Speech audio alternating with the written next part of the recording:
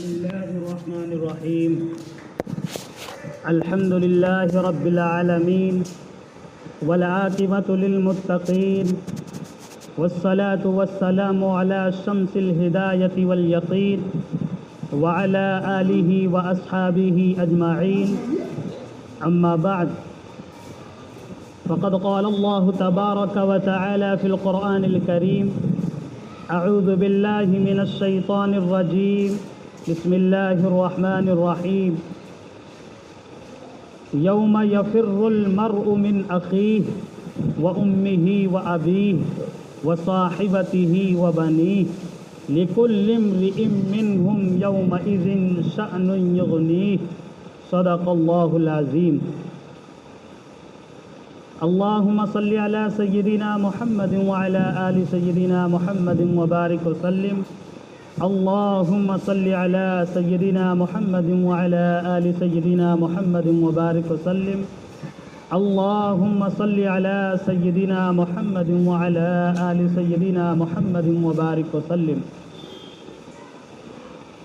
زندگی انسان کی ہے مانند مرغ بے نوا، زندگی انسان کی ہے مانند مرغ بے نوا، شاخ پر کچھ دیر بیٹھا چہچہایا اڑ گیا. محترم بزرگوں اور بھائیوں،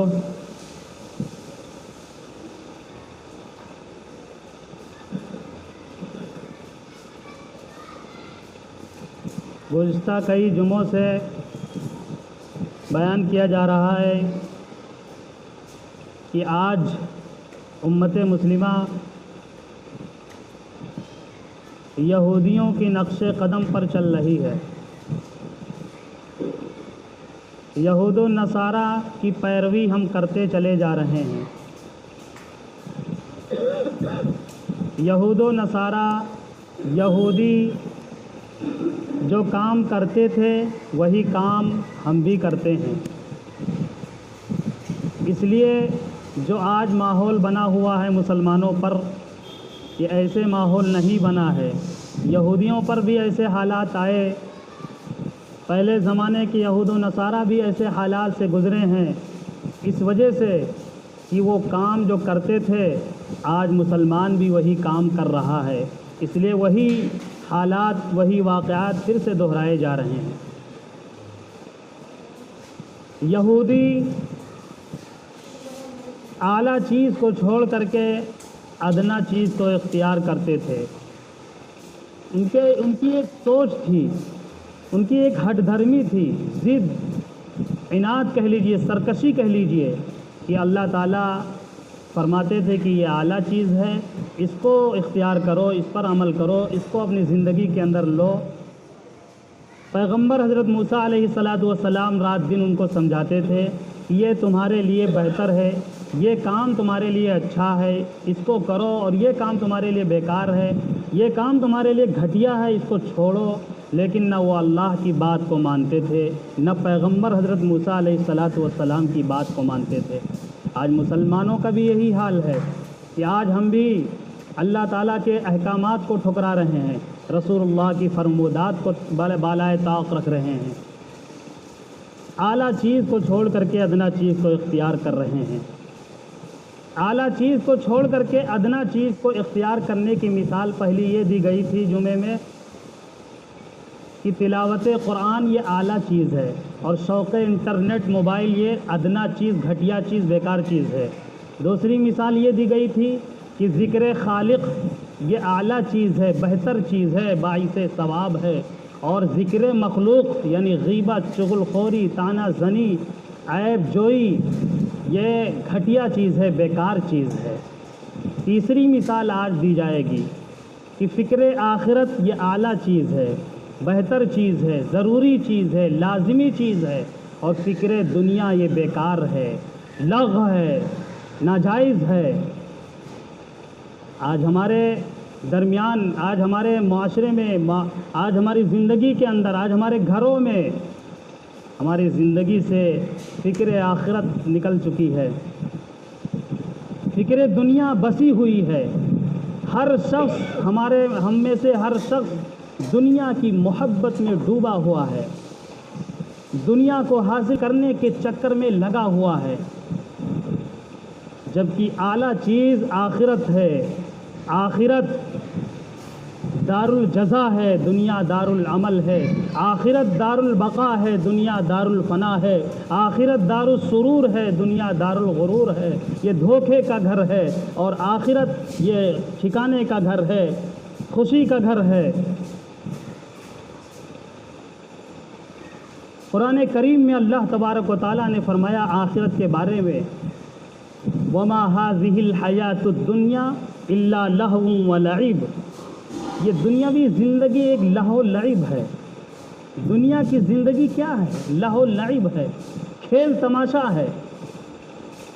وَمَا الْحَيَاةُ الدُّنْيَا وَمَا هَذِهِ الْحَيَاةُ الدُّنْيَا إِلَّا لَهْوٌ وَلَعِبٌ وَإِنَّ الدَّارَ الْآخِرَةَ لَهِيَ الْحَيَوَانُ۔ اور آخرت کا گھر یہ ہمیشہ ہمیشہ رہنے والا ہے۔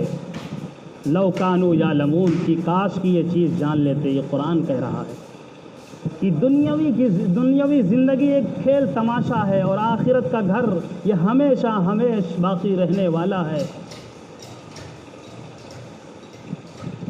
قرآن کریم نے فرمایا جو لوگ دنیا کی زندگی کو ترجیح دیتے ہیں، یعنی دنیاوی زندگی ہی کو سب کچھ سمجھتے ہیں، آخرت کو فراموش کرتے ہیں، ان کے سلسلے میں قرآن نے کہا بل تؤثرون الحیات الدنیا والآخرت خیر وابقا۔ ارے یہ دنیاوی زندگی کو ترجیح دے رہے ہو؟ بل تؤثرون الحیات الدنیا والآخرت خیر وابقا، تمہارے لیے آخرت بہتر ہے، خیر ہے، وابقا اور ہمیشہ ہمیشہ باقی رہنے والا ہے۔ ان ھذا لفی الصحف الاولی صحف ابراہیم و موسیٰ۔ یہ ابراہیم اور موسیٰ علیہ السلام کے اوپر جو صحیفے نازل ہوئی ہیں، آسمانی کتابیں اتری، ان میں بھی یہ چیزیں لکھ دی گئی تھی، بتلا دی گئی تھی۔ آسمانی جتنی بھی کتابیں آئی ہیں یہ بتلائی گئی ہیں۔ قرآن کہہ رہا ہے یہ آخرت اگر اس کے حساب سے دنیا کا حساب لگایا جائے کہ آخرت کا گھر کتنا اعلیٰ ہے اور آخرت میں رہنے کا وقت کتنا طویل ہے، اور دنیاوی زندگی کی اگر ہم وقت اور گھڑی اور لمحے کو حساب لگائیں تو بزرگوں نے کتابوں میں لکھ دیا ہے کہ اگر 70 سالہ 80 سالہ زندگی اگر لے لی جائے اور اس کا حساب 50,000 سال کے ایک دن، وہاں کا ایک دن 50,000 سال کے برابر ہوگا، تو اس حساب سے کیلکولیٹر کیا گیا تو دنیا کی جو زندگی 80 سال کی ملتی ہے اور صرف 2.5 منٹ کی وہاں کے اعتبار سے یہ دنیا کی زندگی بنتی ہے۔ یعنی ہم آخرت کے اعتبار سے جو دنیا کے اندر بھیجے گئے ہیں وہ صرف 2.5 منٹ کے لیے بھیجے گئے ہیں۔ اب 2.5 منٹ کے لیے ہم کیا کچھ نہیں کرتے ہیں، کیا کس طرح کی ہماری سوچ بدل جاتی ہے دنیا کے اندر آ کر کے، اور فکر آخرت کو بالکل فراموش کر دیتے ہیں، جبکہ ہمیشہ مر کر کے وہاں جانا ہے اور رہنا ہے، اور جو ہم اس دنیا کے اندر کریں گے اس کا ہمیں وہاں بدلہ ملنا ہے۔ کتنے طریقے سے اور کتنے انداز میں، کتنے اسلوب میں قرآن کریم نے آخرت کو اجاگر کیا ہے اور آخرت کو بتلایا ہے، اس مقصد کے لیے کہ تاکہ قرآن کا پڑھنے والا، قرآن کو سمجھنے والا یہ سمجھے کہ آخرت کتنی بڑی چیز ہے اور اس کی تیاری کے لیے کتنی اہمیت ہے اور کتنی ضرورت ہے کہ اس کی تیاری کی جائے۔ چنانچہ قرآن کریم میں اللہ تبارک و تعالیٰ نے آخرت کی کچھ آیات کو بیان کیا، آیات کو کچھ فرمایا۔ سورۃ القاریہ میں اللہ تبارک و تعالیٰ نے فرمایا القاریۃ ما القاریہ وما ادراک ما القاریہ، کھڑکھڑانے والی چیز جب آ جائے گی، وما ادراک ما القاریہ، اور کھڑکھڑانے والی چیز کیا ہے؟ یوم یکون الناس کالفراش المبثوث، جس دن لوگ پروانے کی طرح بکھر جائیں گے، ایک دوسرے سے جدا ہو جائیں گے، وتکون الجبال کالعہن المنفوش، اور جس دن پہاڑوں کو دیکھیں گے کہ روئی کی طرح وہ اڑ رہے ہوں گے۔ فَأَمَّا مَنْ ثَقُلَتْ مَوَازِينُهُ، جس کا پلڑا نیکی کا بھاری ہوگا وہ اس کا اچھا ٹھکانہ ہوگا۔ وَأَمَّا مَنْ خَفَّتْ مَوَازِينُهُ، اور جس کا پلڑا ہلکا ہو جائے گا نیکی کا، اس کا ٹھکانہ برا ہوگا۔ قرآن کریم نے فرمایا اذا زلزلت الارض زلزالها، جب زمین کو ہلایا جائے گا، جھنجھوڑا جائے گا، واخرجت الارض اثقالها، اور زمین تمام چیزوں کو نکال کر کے باہر پھینک دے گی۔ جو زمین کے اندر کوئلہ ہے، پیٹرول ہے، ہیرے موتی ہیں، سونا چاندی ہے، جو کیمیائی چیزیں ہیں، وہ سب کے سب قیامت کے دن یہ زمین نکال کر کے باہر پھینک دے گی۔ یہ ہیرے موتی سونے چاندی سے زمین پر ہوگی اور بھرے ہوئی ہوگی زمین۔ وَأَخْرَجَتِ الْأَرْضُ أَثْقَالَهَا وَقَالَ الْإِنسَانُ مَا لَهَا، انسان جب یہ دیکھے گا کہ یہ سونا چاندی پڑا ہوا ہے، زمین کے باہر یہ ہیرے موتی پڑے ہوئے ہیں، تو انسان کہے گا وَقَالَ الْإِنسَانُ مَا لَهَا، یہ زمین کو کیا ہو گیا ہے، یہ زمین یہ کیوں اس طرح کی حرکت کر رہی ہے۔ وَقَالَ الْإِنسَانُ مَا لَهَا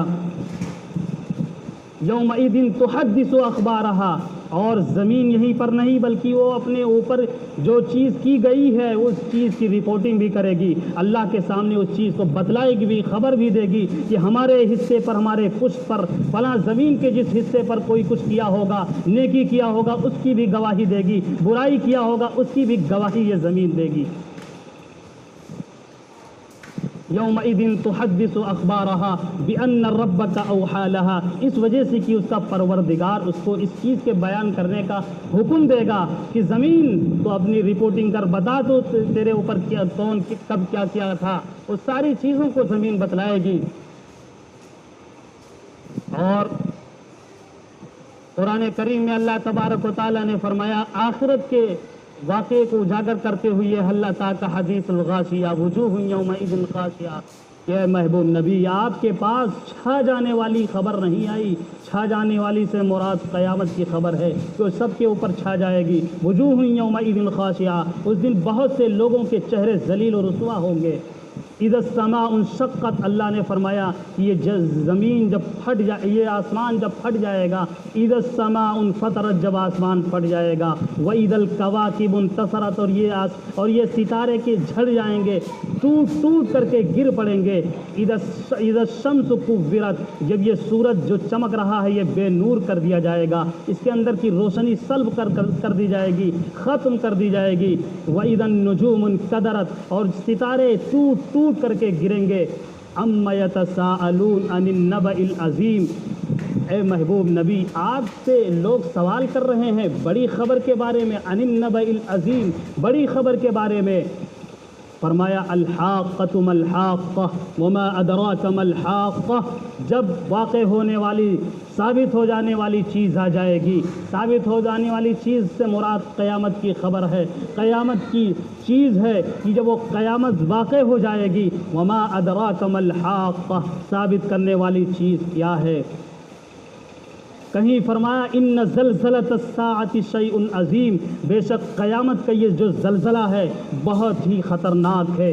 شیء عظیم، قرآن کہہ رہا ہے کہ یہ بہت بڑی چیز ہے، اس سے بڑی کوئی چیز نہیں ہے، اس سے بڑی خطرناک چیز کوئی نہیں ہے، یہ قیامت بہت بڑی چیز ہے۔ کہیں فرمایا یوم یفر المرء من اخیہ وامہ وابیہ، کہ اس دن کا حال یہ ہوگا کہ وامہ وابیہ، یوم یفر المرء من اخیہ، کہ اس دن بھائی بھائی سے بھاگے گا، اپنے بھائی سے الگ ہوگا۔ وامہ وابیہ، اور اپنی ماں سے بھاگے گا، اپنے باپ سے بھاگے گا۔ وصاحبتہ وبنیہ، اور اپنی بیوی سے بھاگے گا، اپنے بیٹوں سے، اپنی اولاد سے بھاگے گا۔ یومئذ شأن یغنیہ، اس دن کا یہ حال ہوگا کہ جب قیامت واقع ہو جائے گی تو وہ ان لوگوں کے اوپر ایسی حالت طاری ہو جائے گی، ایسی کیفیت طاری ہوگی کہ لوگ ایک دوسرے سے بے خبر ہو جائیں گے، ایک دوسرے سے بیگانہ ہو جائیں گے، دوست دوستی سے اپنے کو رخ موڑ لے گا، الگ ہو جائے گا، جدا ہو جائے گا، ہر کوئی اپنے اعمال میں مبتلا ہوگا، نفس نفسی کا عالم ہوگا، ہر کوئی اپنے حساب و کتاب کی فکر میں ڈوبا ہوگا۔ قیامت وہ چیز ہے۔ اسی لیے فکر آخرت کو قرآن نے جگہ جگہ جگہ بہت سی آیتوں میں، صورتوں میں اللہ تبارک و تعالیٰ نے فرمایا کہ پڑھنے والے، قرآن کی تلاوت کرنے والے سمجھیں، عبرت پکڑیں، یہ ہمیشہ ہمیں اس دنیا کے اندر نہیں رہنا ہے۔ یہ تو بالکل ایک چڑیے کی مثال ہے۔ زندگی انسان کی ہے مانند مرغ بے نوا، جس طرح سے ایک چڑیا، جس طرح سے ایک پرندہ کی زندگی ہو، انسان کی زندگی اسی پرندے کی مثال ہے کہ شاخ پر کچھ دیر بیٹھا چہچہایا اڑ گیا. ایک پرندہ شاخ پر کچھ دیر آ کر کے پیڑ کے شاخ پر بیٹھتا ہے, چہچہاتا ہے, پھر اس کے بعد وہاں سے اڑ جاتا ہے, وہاں سے چلا جاتا ہے. اسی طرح انسان کو اللہ تبارک و تعالیٰ نے دنیا کے اندر بھیجا ہے. اس کی زندگی اسی کی مثال ہے کہ دنیا کے اندر وہ بڑا ہو کر کے اس کی جوانی آتی ہے, اس کا بچپنا, اس کا بڑھاپا آتا ہے, وہ بولی لگاتا ہے, چہچہانے کے مانند اس کی وہ بولتا رہتا ہے, لوگوں سے باتیں کرتا ہے, اچھی باتیں کرتا ہے, بری باتیں بھی کرتا ہے, اچھی چیز کو بھی اختیار کرتا ہے, بری چیز کو بھی اختیار کرتا ہے. لیکن وہ وقت آ جاتا ہے جو اس کے لیے متعین ہے, پھر وہ اس دنیا سے رخصت ہو جاتا ہے, پھر اس دنیا سے مرمرا کے چلا جاتا ہے, پھر واپس نہیں آنے والا ہے. انسان کی زندگی کی مثال ہے. اسی لیے کہا گیا ہے کہ آخرت کی تیاری ایک مومن کے لیے ضروری ہے کہ ہم تیاری کرتے رہیں. دنیا کی زندگی بالکل ختم ہو جائے گی. یہ دنیا ہے کیا جو ہم دنیا کے اندر ہیں؟ دنیا کی تو اتنی مذمتیں بیان کی گئی ہیں حدیثوں میں.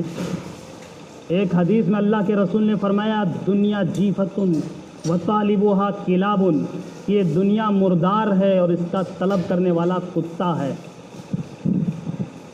کہیں فرمایا حب الدنیا رأس کل خطیئۃ, کہ دنیا کی محبت ہر برائی کی جڑ ہے, بنیاد ہے. جس کے دل میں دنیا کی محبت بس گئی وہ ہر برائی کرے گا, وہ ہر شر سے گزر جائے گا.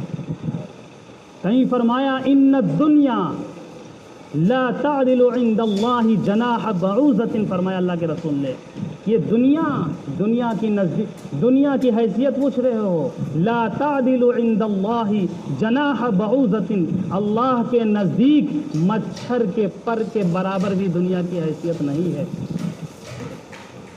اللہ کے یہاں لیکن دنیا کہتے کسے ہیں؟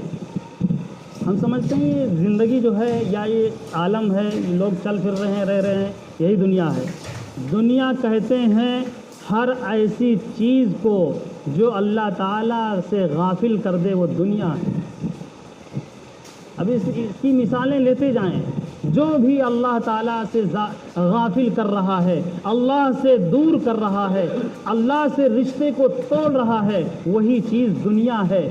جس ڈپارٹمنٹ کو لے لیں, جس فیلڈ کو لے لیں, جس ماحول کو لے لیں, جس میدان کو لے لیں, جس ادارے کو لے لیں, جس چیز سے انسان اللہ سے غافل ہو رہا ہے, اللہ سے دور ہو رہا ہے, اللہ کی محبت سے دور ہو رہا ہے, اللہ کے تعلق سے دور ہو رہا ہے, خدا کی محبت اس کے دل سے نکل جا رہی ہے, غیروں کی محبت اس کے دل میں آ رہی ہے, لوگوں کا خیال اور لحاظ آ رہا ہے, اللہ کے احکامات کا لحاظ اس کے اندر سے نکلا جا رہا ہے, جس چیز کے ذریعے سے اس کے اندر یہ چیزیں آ رہی ہے اسی چیز کا نام دنیا ہے.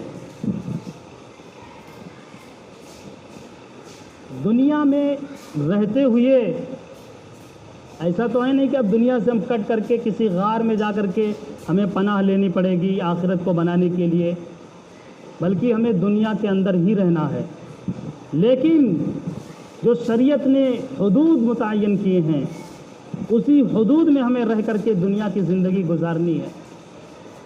ایک مرغابی کی مثال لی جا سکتی ہے, ایک بطخ کی مثال. ایک بطخ جس طرح سے تالاب میں بطخ تیرتا ہے تو تالاب میں تیرتا ہے لیکن پانی ہی پہ وہ تیرتا ہے, لیکن پانی اس کے پر میں نہیں گھستے ہیں.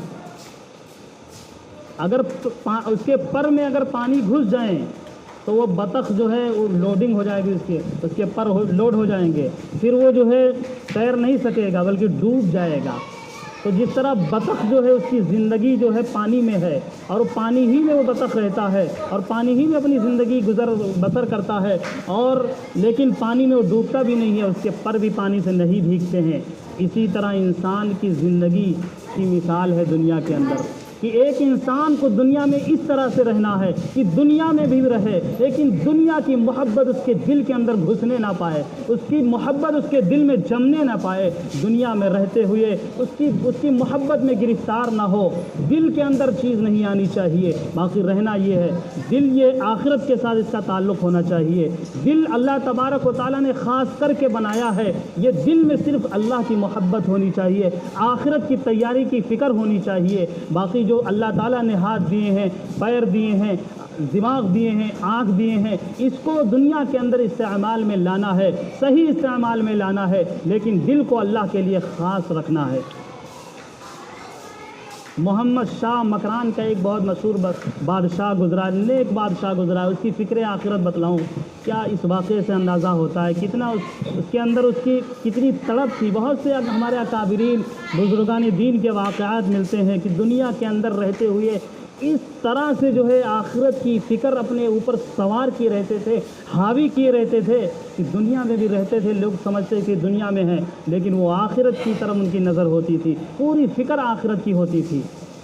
بہت سے واقعات ہیں، ایک بزرگ کا واقعہ اس سے پہلے میں بتا دوں۔ دکاندار تھے، کاروبار کرتے تھے، کوئی بھی ان کے پاس گراہک آتا تھا سکے لے کر کے، پہلے زمانے میں سکہ چلتا تھا اور یہ اس طرح کا روپیہ سکہ نہیں چلتا تھا بلکہ درہم اور دنانیر چلتے تھے، یعنی سونے اور چاندی کا سکہ رائج تھا، چلتا تھا۔ تو اب سونے اور چاندی کے سکے میں ایسا ہوتا ہے کہ کسی سکے میں سونا زیادہ ہوتا ہے، تھوڑا کم ہوتا ہے، کسی میں چاندی زیادہ کی مقدار ہوتی ہے، کسی میں کم ہوتی ہے، کوئی سکہ کھوٹا ہوتا تھا، کوئی سکہ پیور ہوتا تھا۔ تو جو بھی کسٹمر آتا تھا ان کی دکان پہ، جو اللہ کے بندے تھے، دکانداری کر رہے تھے، جیسا بھی سکہ لاتا تھا سارے سکوں کو رکھ لیتے تھے، لے لیتے تھے، سارے سکے کو رکھ لیتے تھے۔ کوئی اگر کھوٹا لا رہا ہے، خراب لا رہا ہے، پھٹا پرانا لا رہا ہے، سب رکھ رہے ہیں۔ جب ان کے انتقال کا وقت آیا تو انتقال سے پہلے انہوں نے وصیت کی کہ ہمارے جتنے کھوٹے سکے ہیں، جس کو ہم خراب بھی سمجھے لیکن لے لیے کسٹمر سے، یہ سارے کے سارے جو ہے ہمارے انتقال کے سامنے لے آنا، انتقال سے پہلے لے آنا۔ جب ان کے انتقال کا وقت آیا تو اس کو لایا گیا، گھر والوں نے لا کر کے رکھ دیا کہ یہ سکے تمہارے کھوٹے ہیں جو تم کسٹمر سے لیے لوٹائے نہیں۔ اب جب ان کے سامنے وہ سارے سکے آ گئے تو اللہ کے بندے اس طرح کی چیخیں مار کر کے اللہ سے رونے لگے، دعائیں مانگنے لگے کہ یا الہ العالمین، آپ کے بندے ہمارے پاس آتے تھے، ہم کاروبار کرتے تھے، ہم تجارت کرتے تھے، دکانداری کرتے تھے، آپ کے بندے ہمارے پاس سکے لایا کرتے تھے، بعض بندے سکے اچھے لاتے تھے، بعض بندے آپ کے گھٹیا سکے لاتے تھے، خراب لاتے تھے، کھوٹے سکے لاتے تھے، لیکن ہم کسی کو لوٹاتے نہیں تھے یا الہ العالمین، یہ سمجھ کر کے کہ یہ آپ کا بندہ ہے، آپ کا بندہ سمجھ کر کے ہم کسی کو نہیں لوٹائے، سامان سب کو ہم دیے، سب کا سکہ ہم نے لے لیا یا الہ العالمین۔ ہم اس لائق نہیں ہیں کہ ہمارے اعمال بہت ہی اچھے ہیں، بہت ہی پیور ہیں، آپ کے شان شایان ہیں، آپ کی شایان شان ہے، آپ کے لیے قابل قبول ہے یا الہ العالمین۔ آپ کی ذات تو بہت اعلیٰ ہے، آپ کی ذات تو بہت بلند ہے، ہم تو بہت نکمے ہیں، ہم تو بہت کمزور ہیں، ہم تو بہت ذلیل ہیں، ہم نے کچھ نہیں کیا اپنی زندگی کے اندر یا الہ العالمین۔ ہماری زندگی میں کوئی اعمال نہیں ہے، جو کچھ بھی ہے کھوٹے ہیں، خراب ہیں، ناجائز ہیں، جو بھی جس طرح بھی ہمارے اعمال ہیں یا الہ العالمین، ان سکوں کی برکت کی طفیل میں ہمارے اعمال کو قبول فرما لیجئے اور ہمارے حساب و کتاب کو آسان فرما دیجئے اور ہماری مغفرت کر دیجئے۔ اس طرح کی آہوزاری وہ بزرگ کر رہے ہیں، اتنا یعنی فکر، آخرت کی فکر ان کے اوپر سوار تھی کہ دکانداری بھی کرتے تھے اور اس طرح سے آخرت کی تیاری بھی کرتے تھے۔ ایک بزرگ کا ایسے ہی واقعہ دکانداری کا کہ دکانداری کرتے تھے، دکانداری وہ کرتے نہیں تھے بلکہ کسی دکان پر وہ گئے سکہ لے کر کے کچھ سامان خریدنے کے لیے گئے وہ بزرگ۔ اب جب وہ گئے دکان پہ سامان لینے کے لیے تو جو سکہ دیے تو دکاندار نے لوٹا دیا کہ محترم یہ سکہ نہیں چلنے والا ہے، یہ آپ کا سکہ نقلی ہے، یہ گھٹیا ہے، ٹھیک نہیں ہے، کھوٹا سکہ آپ دے رہے ہیں، اس سے سامان آپ کو نہیں ملنے والا ہے، آپ جائیے صحیح سکہ لے کر کے آئیے، آپ کو سامان ملے گا۔ اب وہ بزرگ تھے، اللہ کے ولی تھے، نیک تھے، جیسے ہی دکاندار نے یہ کہا کہ آپ کو سامان نہیں ملے گا، آپ صحیح سکہ لے کر کے آئیے تب آپ کو سامان ملے گا، وہ وہیں چیخ مار کر کے گرے اور دھاڑے مار کر کے رونے لگے۔ دکاندار اور لوگ اگل بغل کے حیران ہو گئے کہ ارے ان کو کیا ہو گیا؟ صرف سکہ ہی تو کہا گیا ہے کہ تمہارا ہے واپس دوسرا لے آؤ، ان کو کوئی ایسا کچھ صدمے والی بات تو دی نہیں گئی ہے، کیوں اتنا جو ان کے اوپر اثر ہوا ہے؟ جب وہ ہوش و حواس ان کے صحیح ہوئے تو ان سے پوچھا گیا کہ آپ کیوں اس طرح سے چیخیں مار کر کے اتنا ہوزاری کر کے رونے لگے، کیوں اتنے جو ہے زبردست طریقے سے آپ کے اوپر یہ حالت طاری ہو گئی؟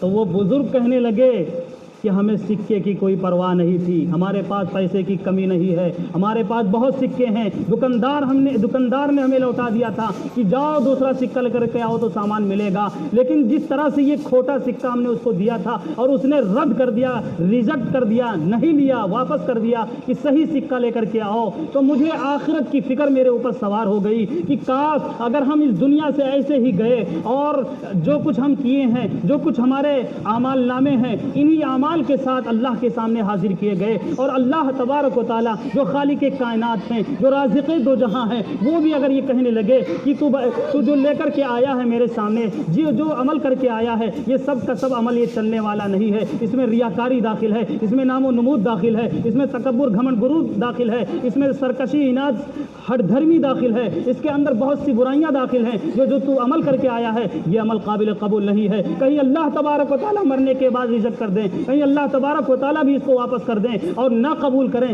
تو پھر میرا کیا بنے گا؟ وہی سوچ کر کے میری اوپر یہ حالت طاری ہوئی ہے۔ اس طرح سے پہلے لوگوں کے اوپر آخرت کی فکر سوار ہوتی تھی، دنیا کے اندر رہتے تھے لیکن آخرت کبھی اپنے اندر سے نکلنے نہیں دیتے تھے، اس لیے کہ مومن کے لیے جو بقا ہے اور جو اصل ٹھکانہ ہے وہ دنیا کے اندر ٹھکانہ نہیں ہے، بلکہ وہ آخرت میں اس کا اصل ٹھکانہ ہے۔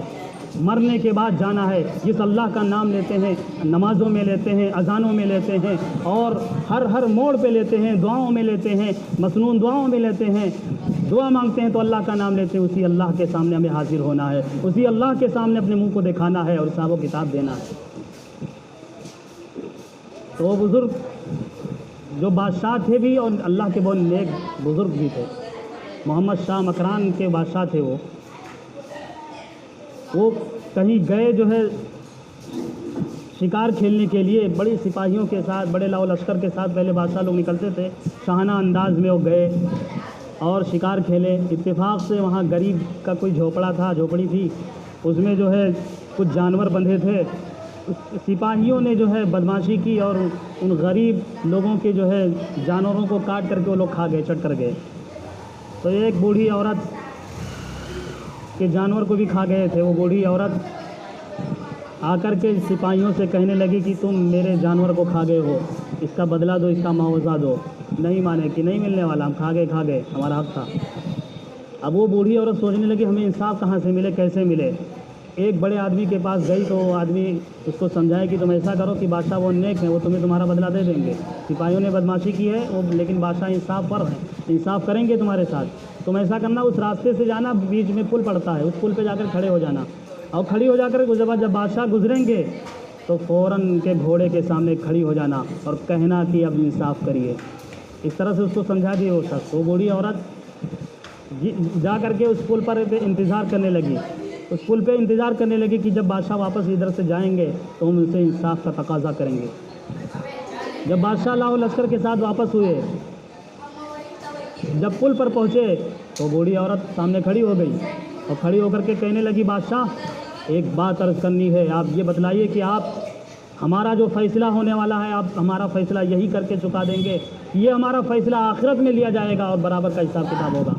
جب یہ بات اس بوڑھی عورت کی زبان سے وہ اچھا سنے، کانپ گئے، تھرا گئے، بزرگ تھے، اللہ کے ولی تھے، بادشاہ بھی تھے، وہ فوراً گھوڑے سے اترے، کہنے لگے اماں جان کیا تمہارا معاملہ ہے؟ ہم آخرت کے قابل نہیں ہیں کہ تمہارا حساب دے سکیں مرنے کے بعد، جو بھی تمہارا حساب کتاب اس دنیا کے اندر